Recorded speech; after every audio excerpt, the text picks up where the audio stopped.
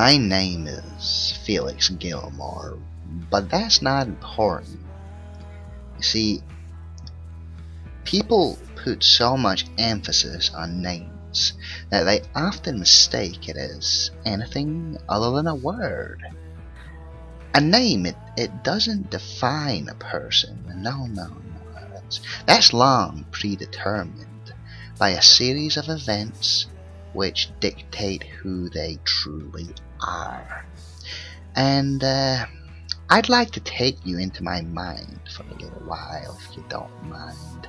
Really let you know who I am. We'll start with my impression of the world we're in. This beautiful, forever changed world. Well, there's no need to get right into the psyche of a man behind the voice, huh? No.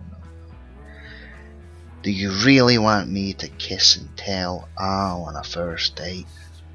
So we'll stick to the world itself for now.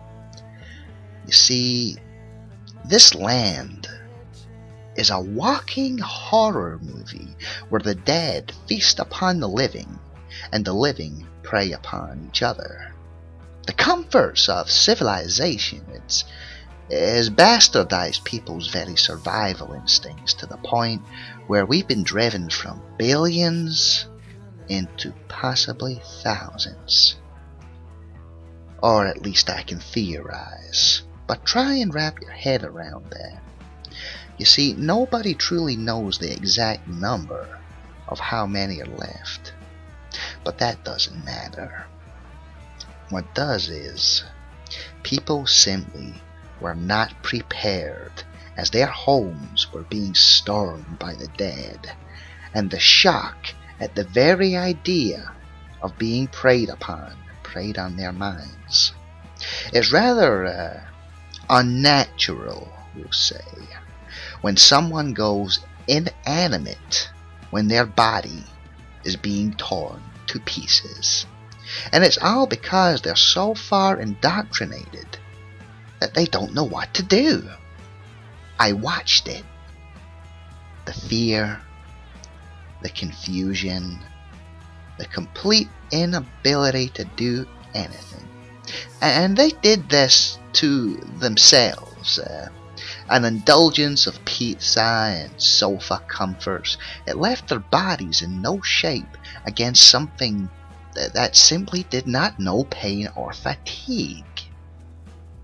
It's like a beautiful painting of man being thrown back into the wild when they've spent so long in the comforts of captivity. Look around you in this day and age. There's no fat people. They simply do not exist. These undead are not the slow, lumbering, mindless shells that television would have led you to believe. They lunge upon you like wild beasts in a bloodthirst of speed and ferocity. If you're not fast enough, you're already dead. If you lack quick reflexes, you're dead. If you do not have people around you who possess these things, you are dead. Of course, there is the rare lummox who has made it on by pure luck, an abnormality, if you will, and they carefully hide. But they themselves are also already dead. Just so happens they are dragging out the inevitable. For you see, zombies are not the only predator in this land. I know a few. Interesting conversations, really, when you give them a chance to express themselves. We have been driven back to the very basics of nature. Predator and prey. So simple. The only problem is most of us lost that. Most of us have forgot. Most of us are dead. And the rest, they're still struggling to come to terms, but all things in good time. Those that are left are the finest of us all. fit for survival. They're fast, strong, sharp, wise, unaware. If you were going to reclaim what you've lost, aren't these the people you'd want to do it with? Everyone else is just awaiting the purging. We all started out with more people in the beginning of the outbreak. Our little settlements, our groups, gatherings of desperate people all scraping by for the last pieces of what society told us we had to live on. Poor, clueless fools, trusting and clinging on to the morality of normality, of a prior existence. Their gullibility is damn them to those who would take from them. The very idea that they could be attacked seemed almost alien.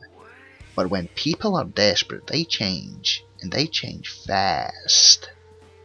They adapt, evolve, morphing even.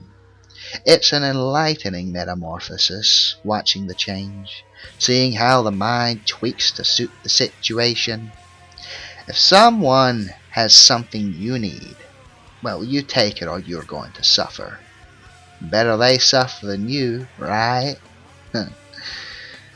Those who took that stance, they seemed to thrive in this land. And those who clung on to their morality became nothing more than cattle to a more ruthless counterpart. People changed. The world changed.